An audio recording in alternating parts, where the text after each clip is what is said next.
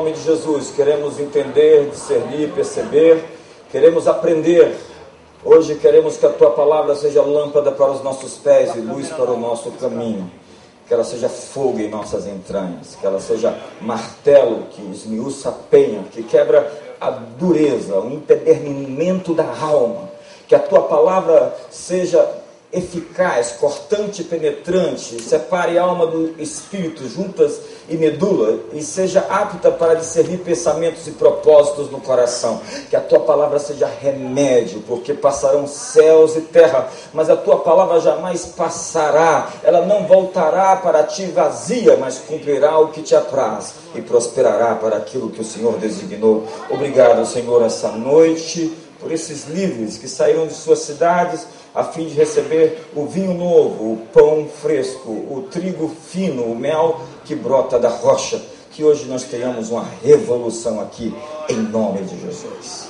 Quantos concordam com essa oração, digam amém. Amém.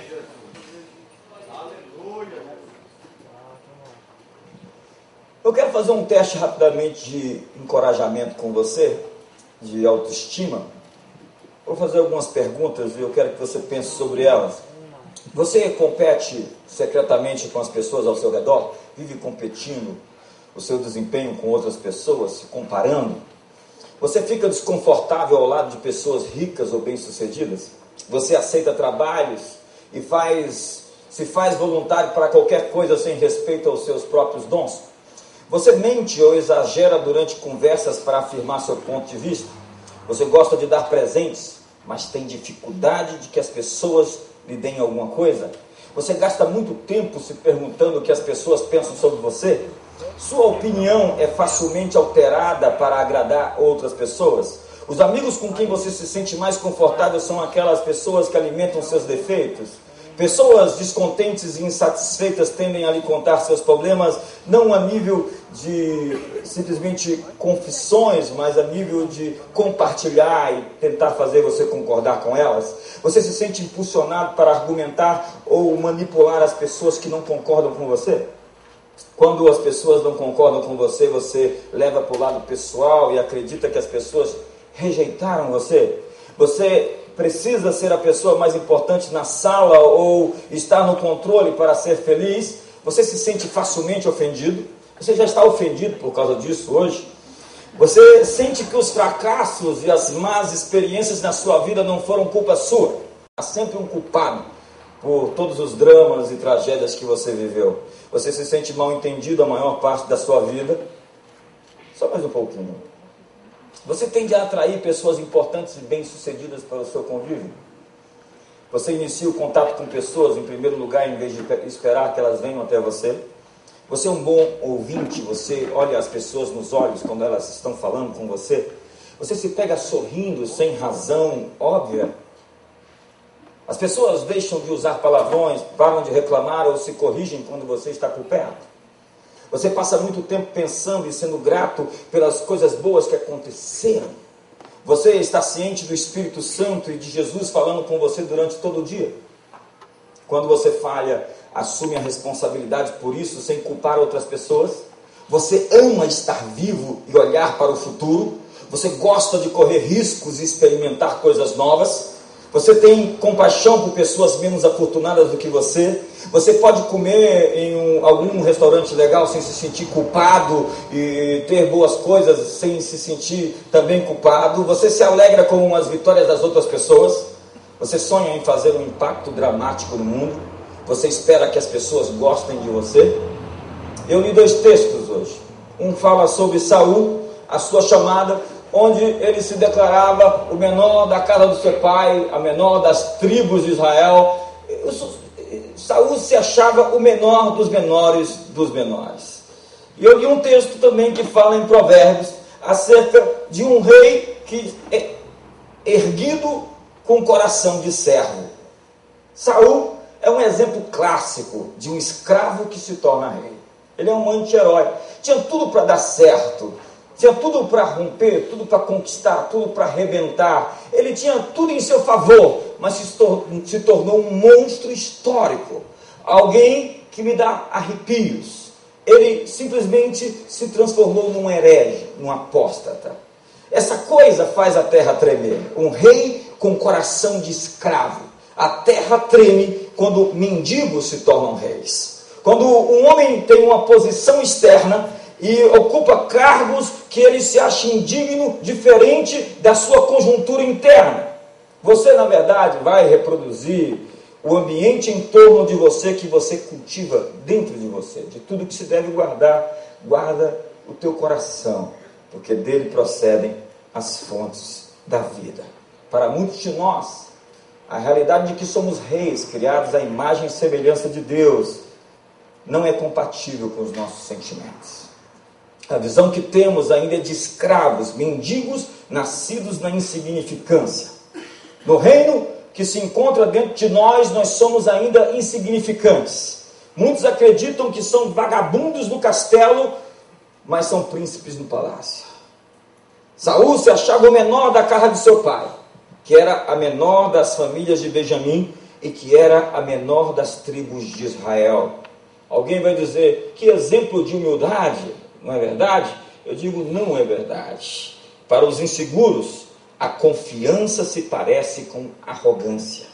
Muitos têm sucumbido à falsa humildade que espiritualiza a baixa autoestima como virtude de caráter. Gente para quem ser cristão é reconhecer seu desvalor, onde somos simplesmente insignificantes, afinal somos o bichinho de Jacó. Na verdade, tem pessoas que competem umas com as outras como colecionadores de desgraças. Eu tenho uma desgraça pior do que a sua para contar. O sujeito diz, eu tenho úlcera. O outro olha, a sua sangra.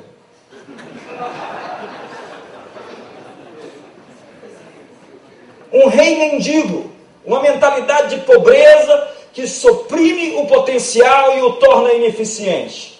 É o complexo do vira-lata. Quando Davi encontra o seu chamado, ele foi rotulado de orgulhoso pelos seus irmãos. José tinha sonhos de grandeza e foi atirado na cisterna pelos seus irmãos. Há muitos irmãos que querem nos fazer sentir mal acerca dos nossos sonhos e conquistas. É verdade. Quando Deus me chama para algo, Ele tenta dar confiança a você. Ei, Gideão, você não é um medroso se escondendo, você é um poderoso guerreiro. Ei, Abrão, você é um pai de muitas nações. Ei, Davi, você é um matador de gigantes. Ei, Paulo, você é um apóstolo para os gentios. Ei, Jeremias, você é um profeta às nações da terra. Não, eu sou só um menino. Deus viu coisas em você que você ainda não conseguiu vê-las. Precisamos encontrar o tesouro de Deus escondido na vida de cada uma das pessoas que Ele criou. Dentro de nós, do nosso texto químico, do nosso DNA, Deus escreveu coisas maravilhosas. Salmo 139 diz que Ele escreveu todos os nossos dias quando nenhum deles ainda havia e nos formou de modo assombrosamente maravilhoso. Jó nos fala que as mãos de Deus me fizeram e me deram forma. Você não é uma cópia, você não é um clone, você não é um xerox, você foi tirado do original, portanto autêntico, legítimo. Não se compare com ninguém, porque ninguém é igual a você. Você é sem igual nesse planeta e nesse universo. Isso faz de você uma pessoa especial. Por quê? Porque não existe ninguém como você. E o seu valor não está naquilo que você se parece com as outras pessoas. O seu valor está naquilo que você é diferente. Portanto, seja você mesmo, porque tudo que Deus lhe criou para ser foi você.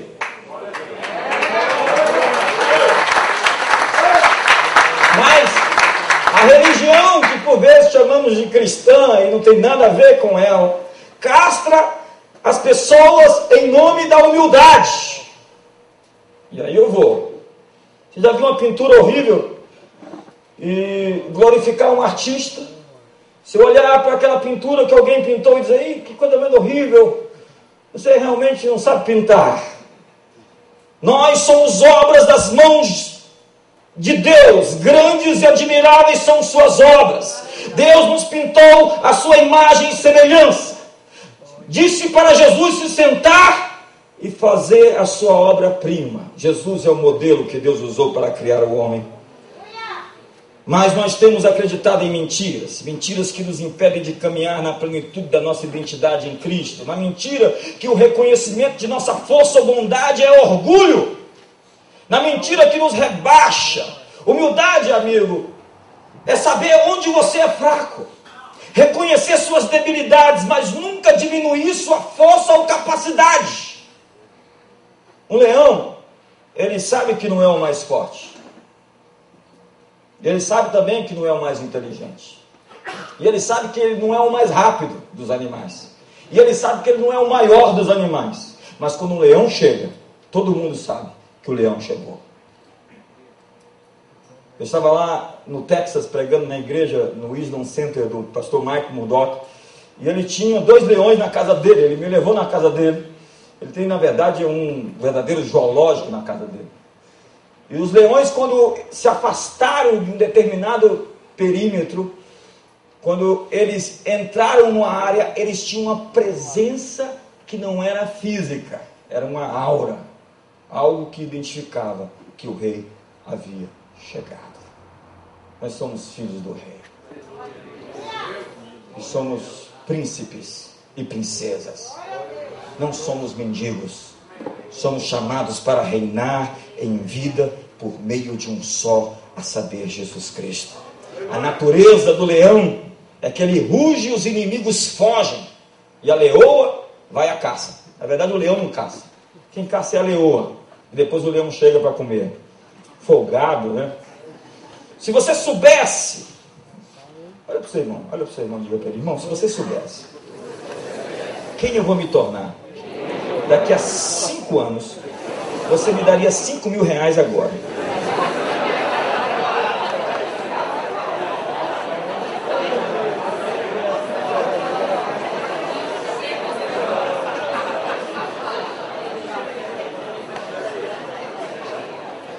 Você sabe, nós nunca vamos pisar no nosso destino enquanto nós nos vemos como vira-latas. Quando Deus me chama para fazer algo, Ele tenta lhe mostrar coisas acerca de você que você não sabe. Gideão, você é um poderoso general. Aí Gideão vem com aquela mesma conversa. Eu, como livrarei a Israel? Eis que a minha família é a mais pobre de Manassés e eu o menor da casa do meu pai. O problema de Gideão não é o seu inimigo que é grande, mas como ele se sente pequeno. E Deus diz, já que estou contigo, ferirás os midianitas como se fossem um só homem. Gideão, existem coisas sobre você que você não sabe, mas que eu sei. Há tesouros escondidos dentro de você, prestes a serem revelados. Gideão, então entra na sua identidade, pisa no seu destino, assume a sua vocação profética. Mas Saul, pastor, e Saul? Saul encontrou a cultura profética. Até Saul profetizou no meio dos profetas. E ele foi transformado em um novo homem pela unção. Ele foi transformado num homem que ele foi criado para ser. Mas Saul foi destruído pelo seu sentimento de insignificância. Ele se achava um vira-lata. A chave para entender isso está em 1 Samuel capítulo 15, verso 17. Prosseguiu Samuel, porventura sendo tu pequeno aos teus olhos. Pequeno aos teus olhos. Não foste por cabeça das tribos de Israel e não te ungiu o Senhor rei sobre ele? A baixa autoestima do rei fez com que o seu coração de escravo destruísse seu governo. Saul se perdeu na lama da autossignificância. Da mesma forma, muitos de nós temos sido destruídos pelo nosso viralatismo. A expressão complexo de vira-lata surge com Nelson Rodrigues, na Copa de 1950. Você lembra? O Brasil perdeu de 2-1 para o Uruguai, um maior vexame. E ele disse que o Brasil perdeu porque ele não aguentou os pontapés. Ele foi tratado que nem um cachorro vira-lata sem dono. E se intimidou diante da pressão dos uruguaios dentro da sua própria casa. E Nelson Rodrigues descreve, por complexo de vira-lata, Entendo a inferioridade em que o brasileiro se coloca voluntariamente em face do resto do mundo. E ele continua: o brasileiro é um narciso às avessas, que cospe na própria imagem. Eis a verdade, não encontramos pretextos pessoais ou históricos para a autoestima. Amigo, eu vim aqui para lhe dizer que humildade não é diminuir sua grandeza, mas saber dar o crédito a quem de direito. Se você recebe um elogio, não faça uma cara de espiritual dizendo eu não o mereço. A Bíblia diz que Deus revestiu o homem de glória e de honra. E você depois que recebe um elogio, você vai ao teu quarto e diz: Senhor, eu recebi algo que não me pertence, portanto recebe toda a glória de tudo aquilo que o Senhor me glorificou. Imagine um rei com um exército de palhaços, maltrapilhos, derrotados, e um outro rei sobre um grande exército de soldados confiantes, que se orgulham de servir o seu rei. Qual é o maior? Quem é o maior? A grandeza dos súditos do rei glorificam o rei. Deus lhe engrandecerá, diga para você, irmão, Deus lhe engrandecerá, para que a sua glória na terra seja maior. Humildade é tirar as suas coroas e oferecê-las diante do trono. Mas que coroas? Como eu posso oferecer coroas se eu não as tenho? Como eu posso provar minha humildade se eu não tenho coroas para oferecer? Ei, preste muita atenção no que eu vou lhe dizer agora. A prova da humildade não é ser leal a Deus quando não se tem nada. Você prova a humildade é quando você recebeu sua vitória. É quando Deus te engrandeceu. É quando Deus te sobrepôs. A falsa humildade tira a nossa confiança. Humildade não é fraqueza, é força contida. Eu posso esmagar, eu posso pisar, eu posso arrebentar com tudo, mas eu não vou, mas eu posso. Tem gente que não pode e se acha humilde. Humildade não é dizer, eu não vou sentar lá na frente, porque você não foi convidado. Mas se você foi convidado e você não senta lá na frente, podendo sentar, você mostrou que tem humildade. Toda a mensagem do Evangelho gira em torno de um único evento: a cruz de Cristo. E o seu valor foi definido por aquilo que Deus pagou por você. A cruz é o X da questão. Ela está no centro de tudo, em volta dela o resto é circunferência. A cruz tem a ver não apenas com uma geração ou com uma geografia, ela tem a ver com o valor que Deus pagou pela humanidade. Qual é a extensão entre o céu e a terra? Qual a distância entre o trono e o mais profundo abismo? O poço, o fundo do poço que Deus te tirou. Jesus transpôs esse abismo pela sua encarnação. O Verbo se fez carne, a Virgem concebeu um filho, Emanuel, Deus conosco, o menino nos nasceu, um filho se nos deu, o principado está sobre os seus ombros, e o seu nome é maravilhoso, conselheiro, Deus forte, Pai da eternidade, príncipe da paz, aquele que é, que era, aquele que adivinha, o alfa e o ômega, o princípio e o fim, o leão da tribo de Judá, o escolhido entre milhares, Rei dos reis, Senhor dos senhores. Ele preencheu a distância entre o céu e a terra, e entre a terra e o inferno. Como dizem as Escrituras, que subiu às maiores alturas e também desceu, levou cativo o cativeiro e concedeu dons aos homens. A distância entre o céu e o inferno foi percorrida no que se chama salvação. Pela graça sois salvos. Isso não vem de vós, é uma dádiva de Deus. A graça de Deus humilha o homem sem degradá-lo e exalta-o sem inflá-lo. É tudo graça, força para trabalhar, a energia, o vigor, o sol, a chuva. Mas nós somos chamados de colaboradores de Deus. Como disse numa história, o sujeito foi ali, um campo todo sujo, destruído, arrumou a cerca, arrumou a casa, plantou jardins, deixou tudo bonito, e alguém chegou e disse: Deus fez uma coisa bonita aqui, hein? Ele olhou para o sujeito e disse: Se precisar ver isso aqui, quando Deus cuidava disso aqui sozinho.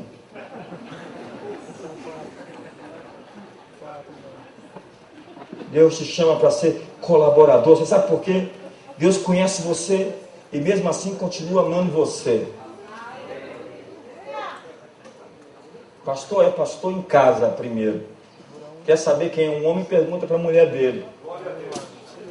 Pode ser famoso na TV, com muitos livros, mas quem te conhece de fato, de verdade, é a sua mulher. E se ela continua amando você, é isso aí. E Deus sabe quem você é, conhece todos os seus defeitos e continua amando você. Deus não escolheu você porque você era digno, amigo. Deus não escolheu você porque você era esperto ou inteligente. Deus não escolheu você porque você estava pronto. Deus escolheu você porque Ele viu no que Ele iria transformar você.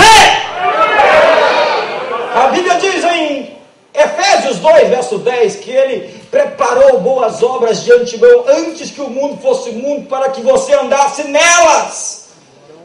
Eu tenho a vocação, não é esmagar a cana quebrada, apagar o pavio que fumega. Nós nunca vimos uma geração de gente tão doente, psicótica, neurótica, cheia de patologia emocional. Adam Phillips, que é o sucessor do Freud, lá no bairro de Notting Hill, na Inglaterra, diz: nós nunca vimos uma geração de gente tão doente, psicologicamente, emocionalmente. Psicologia virou moda. Hoje a gente fala das pessoas, aquilo ali é maluco. Qual é a maluquice dele? É transtorno bipolar.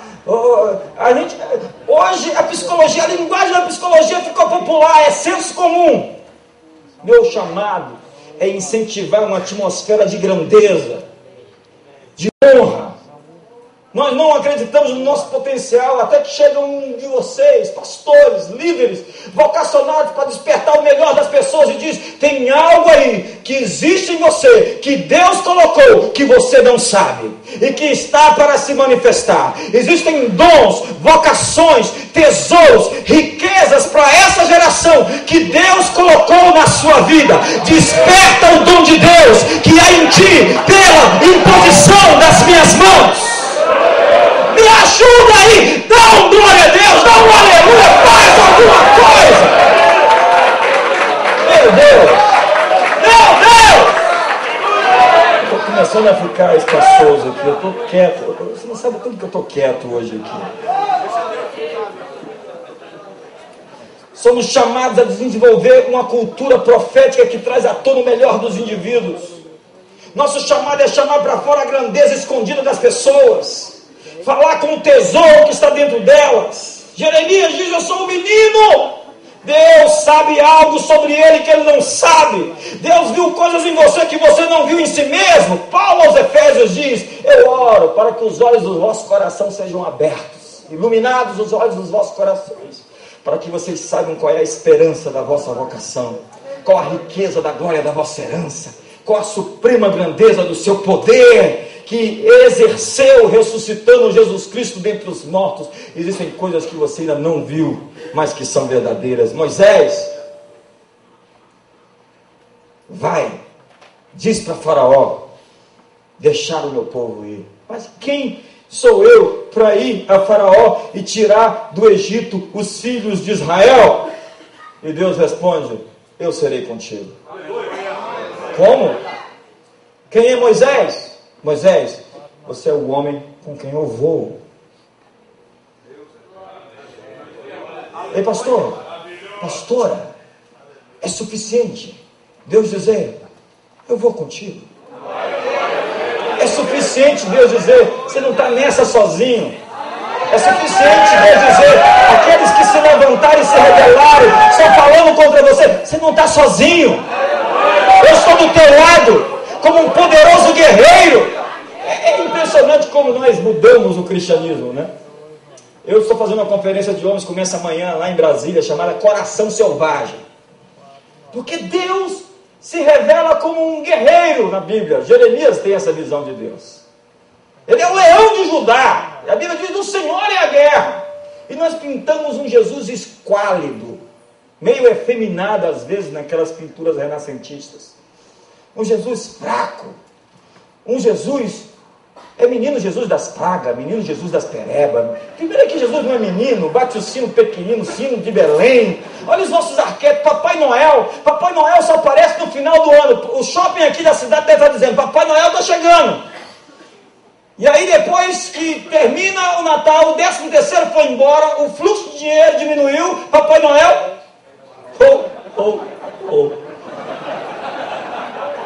E se você precisa de Papai Noel em abril... E se você precisa de Papai Noel em junho, em outubro, onde está Papai Noel? Eu não creio em Papai Noel, eu creio em Papai do céu.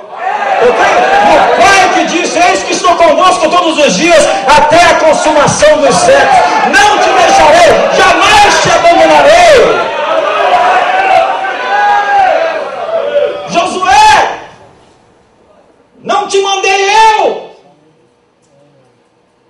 ser fraco e fique com medo. Seja forte.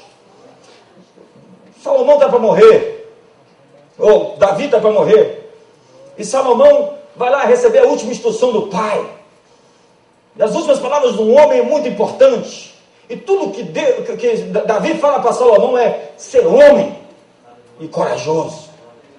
Ser tu homem e corajoso. Na verdade, quando Deus quer nos enviar para algo, Ele nos motiva e nos encoraja. Mas o diabo, quando não vem, ele sempre manda o secretário dele, com mensagens de incredulidade, mensagens de dúvida. Tem os pregadores de dúvida, que entram na terra e dizem, é difícil demais. São 10 príncipes. 2 dentre deles dizem assim, nós vamos conseguir, nós vamos entrar, nós vamos comê-los como se comeu pão. Foi-se deles a sua segurança, foi-se deles o seu amparo. Vamos lá e arrebentar com tudo. 10 deles, rapaz, isso é uma teologia estranha. Não acredita não. Cuidado, isso é heresia, cara. Engraçado, né? Porque eles ficaram com medo do povo. Eles olham para o povo que está lá dentro da terra, gigantes. Quantos aqui já mataram gigantes? Quantos aqui estão vendo gigantes grandes que vão cair em nome de Jesus? E eles olham para a terra, e se eles olham para si, dentro de si, eles falam, não consigo. Mas eles não olham para si, eles olham para o Deus que mandou eles entrar na terra. Mas 10 deles dizem, nós não vamos entrar na terra, por quê? Porque os inimigos são mais poderosos do que nós, eles são grandes, eles são gigantes. Aos nossos olhos nós somos que gafanhotos, e aos olhos deles também nós somos enxergados, vistos, percebidos como gafanhotos. Quem disse para eles que eles disseram que pensavam que eles eram gafanhotos? Amigo, às vezes você não é aquilo que você pensa que é, nem aquilo que os outros pensam que você é. Às vezes você acaba se tornando aquilo que você pensa que os outros estão pensando que você é. Ele está pensando isso de mim. Saul era cheio de fantasma. Tinha um homem fiel do lado dele, chamado Davi, que dava vida, não tocava nele, não ia tocar ele nunca. E muitos de nós pastores temos assassinado esse potencial por causa da nossa insegurança. Nós impedimos as pessoas de crescer. Amigo, quando você levanta alguém, você cresce com essa pessoa. E Saul é cheio de fantasma. Olha, estão reunidos ali, estão falando de mim. Doente. A versão da Septuaginta diz que ele era uma espécie de um sujeito que tinha mania de conspiração, mania de doença. Tudo para ele estava conspirando contra. Eu vim aqui para te dizer que Deus está conspirando em seu favor. Deus planejou o bem e não o mal. Eu sei que pensamentos tenho a vosso respeito, ao vosso ministério, à vossa família, aos vossos filhos. Pensamentos de paz e não de mal, para vos dar um futuro e uma esperança. O Evangelho é boas novas, pastores. Quais são as boas notícias que nós estamos dando para o povo? Deus vai te amassar, te quebrar, te arrebentar, e depois você vai para o céu. O Evangelho é boa notícia. Eu tenho boas notícias para te dar. O Espírito do Senhor está sobre mim, porque o Senhor me ungiu para quebrar as cadeias, para libertar os cativos, para curar os oprimidos. Não muda a mensagem. Não é palavra persuasiva de sabedoria humana, mas demonstração do Espírito e do poder de Deus, para que a vossa fé não se apoiasse em sabedoria humana. Cristianismo não é uma filosofia. Cristianismo é um relacionamento. De se encontrar com Deus todo dia. Ser chocado. Eu fico chocado com as coisas de Deus. Não é quando eu enfrento gigante, não é quando eu passo em luta. No mundo tereis aflições, mas fica animado. Eu fui revestido do poder do boi selvagem, ungido com óleo fresco. Por isso os meus olhos se alegram em ver os malfeitores que contra mim se ajuntam. E quantos já ficaram felizes de gente se levantar contra você? O salmista está dizendo, eu estou feliz da vida de ver eles se levantarem contra mim. Por quê? Porque eu estou pronto para a briga. Eu estou falando, a tribulação vai vir. Quantos aqui não querem nunca mais ter um problema com o diabo? Vou orar para você morrer agora. Mas fica animado, irmão. Porque sois nascidos de Deus. Aquele que é nascido de Deus vos guarda. O maligno não vos toca. Eu estou pregando outra coisa que não é a Bíblia. Eis que vos dei autoridade para pisar sobre serpentes e escorpiões, sobre todo o poder do inimigo, e nada absolutamente vos causará dano. Pastor, mas tem uma teologia aí. Amigo, a teologia é Jesus. Você não pode... A perfeita teologia é Jesus. Olha para tudo que Jesus fez e você vai ver tudo que você tem que fazer. Dê um sorriso para o seu irmão, só para relaxar. Eu estou ficando animado aqui, irmão.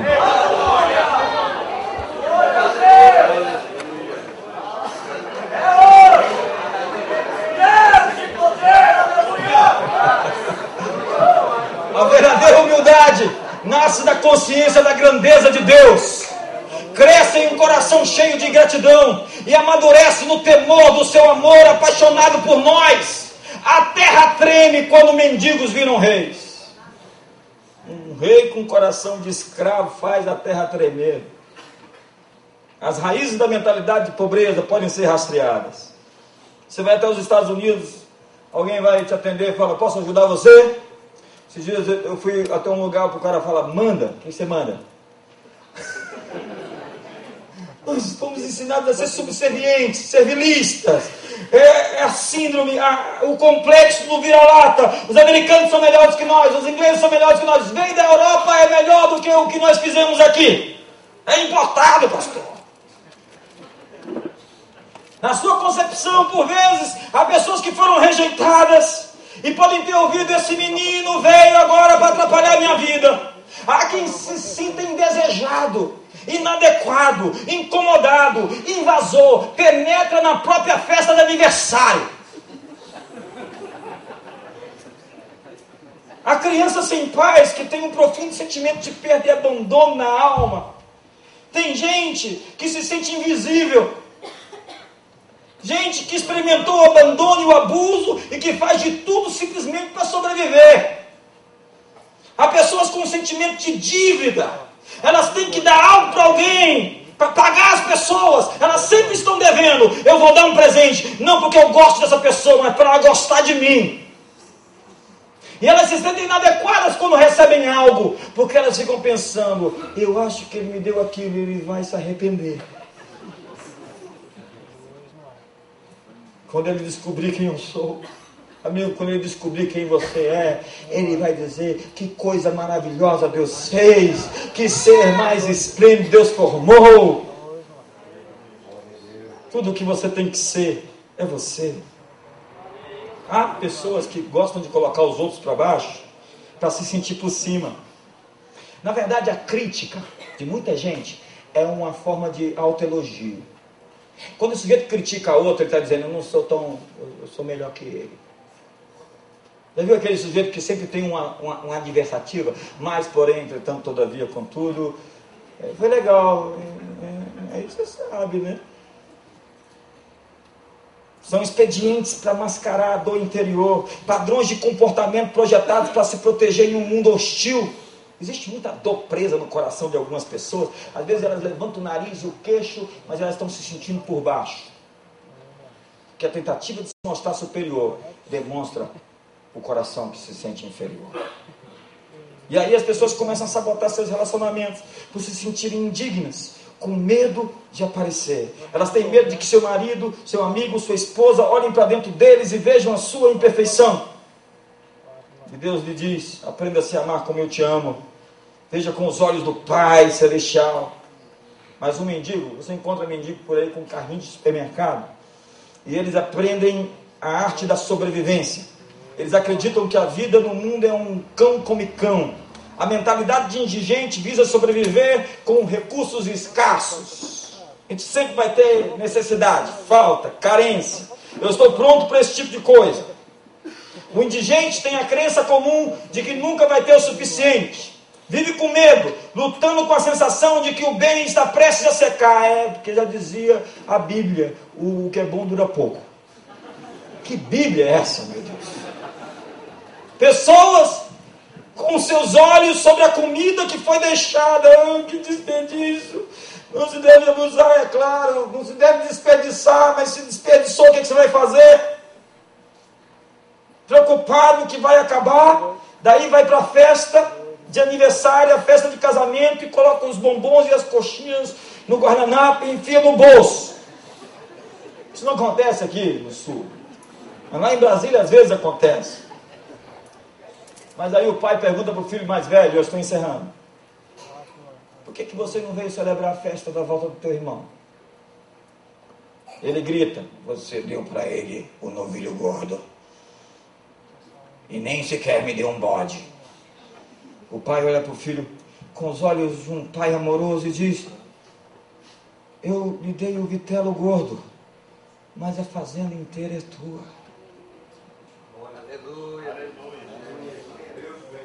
O pai disse: você é filho, você não é servo. Amigo, o maior título que alguém pode ter não é apóstolo, não é bispo, não é doutor em divindade, não é máximos, áureo, supremo, potestas, tribuno. O maior título que alguém pode ter nessa terra é filho. Aleluia! Por que você está preocupado com a festa do teu irmão? Eu tenho mais. Por que você está preocupado com o desperdício? Eu sou dono do ouro e da prata, e a glória da segunda casa será maior do que a da primeira. Filho, por que você não veio à festa? Porque eu achei ruim, ele chegou agora e já está arrebentando. Você sabe como é que o espírito de mendigo é destruído? Quando nós descobrimos a nossa identidade. Menino, o que você faz? Eu trabalho na fazenda. E o pai diz: não, a fazenda é tua. Sua visão não pode ser condicionada ao que o gerente do seu banco diz. Sua visão não está condicionada à flutuação do dólar, aos títulos do tesouro. Se nós não podemos fazer mais do que os homens ímpios, então nós vamos dizer aos outros que somos uma parte. Não vamos dizer aos outros que nós somos uma parte da igreja do Deus vivo.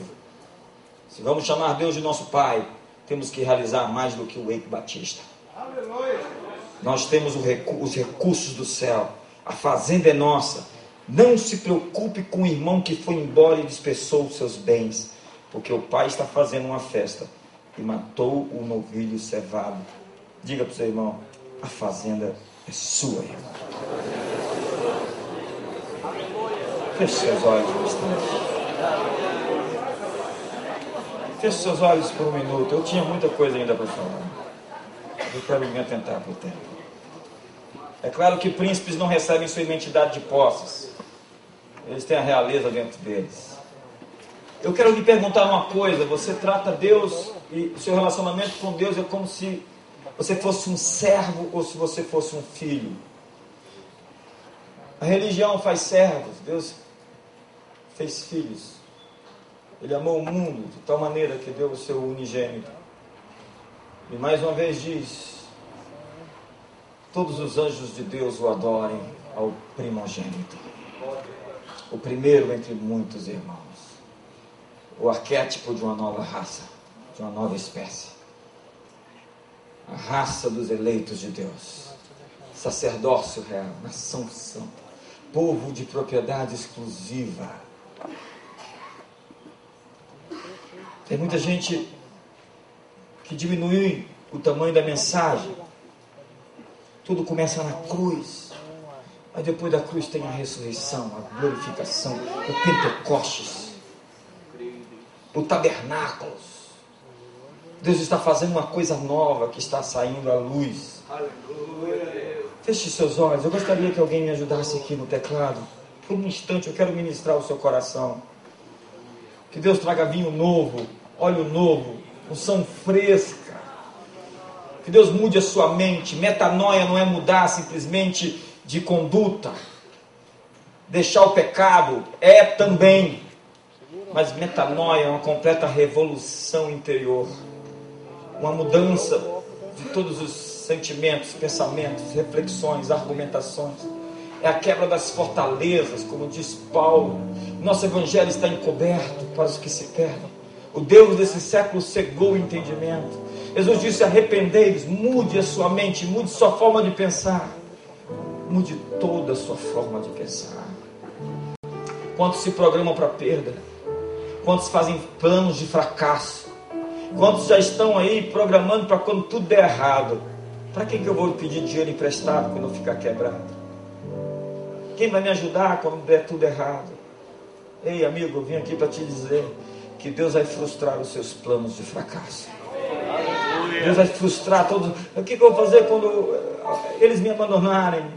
Deus diz: eu vou ficar contigo. Porque se a mulher que amamenta seu filho pudesse se esquecer dele, se isso fosse possível, eu todavia jamais me esquecerei de ti. Veja que o vínculo biológico mais forte que existe debaixo desse céu é de uma mãe que amamenta um filho. É impossível uma mulher que amamenta esquecer o seu bebê. Mas Deus disse: se ainda assim fosse possível, eu escrevi o teu nome na palma das minhas mãos, contei os teus passos quando sofreste perseguição, e eu vou contigo. Eu vou topar contigo aquela parada. Eu vou enfrentar aqueles obstáculos, aquelas dívidas.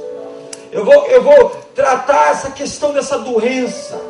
Ora, se vós sois maus e dais boas dádivas aos vossos filhos, quanto mais vosso Pai Celestial vos dará o Espírito Santo. Porque se Ele não nos negou o seu próprio Filho, não nos dará juntamente com Ele todas as coisas. Se Deus é por nós, quem será contra nós? Porque nem morte, nem vida, nem poderes, nem altura, nem principados, nem potestades, nem qualquer outra criatura poderá nos separar do amor de Deus que está em Cristo Jesus. Porque nele nós somos muito mais que vencedores. E sede depois sempre abundantes na obra do Senhor, sabendo que o vosso trabalho no Senhor não é vão. Você não é um sujeito sem raça, sem valor.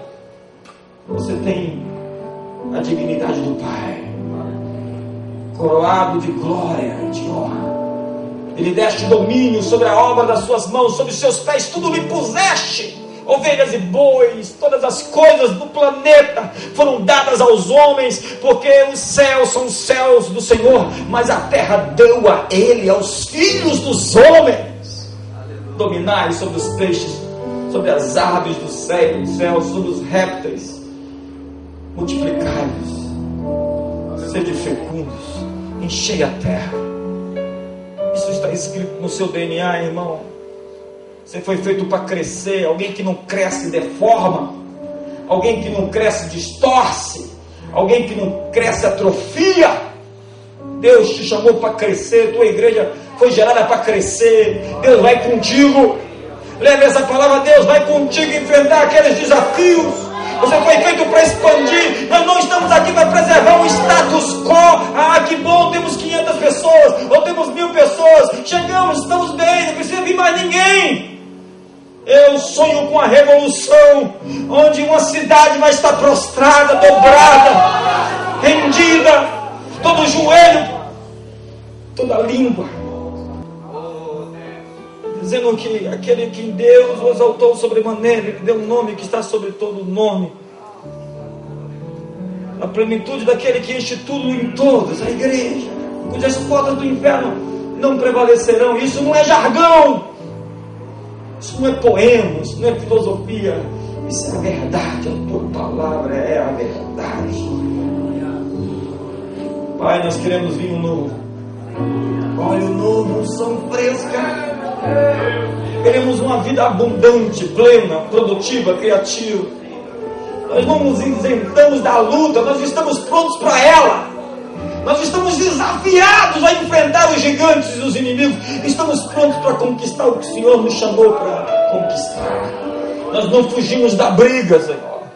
Nós estamos aqui para dizer que o inimigo venha, porque se ele veio por um caminho, ele vai fugir por 7. Porque nós cremos em Ti.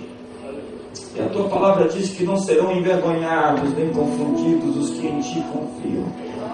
Ó, se fendesses os céus e descesses, ó, se os montes tremessem diante da Tua presença, como quando o fogo inflama os gravetos, como quando faz ferver as águas, para fazeres notório o Teu nome aos Teus inimigos.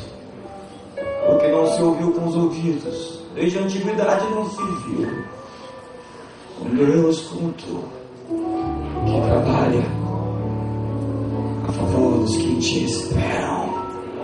E os que esperam no Senhor renovarão as suas forças, subirão, correrão, caminharão, voarão como as águias.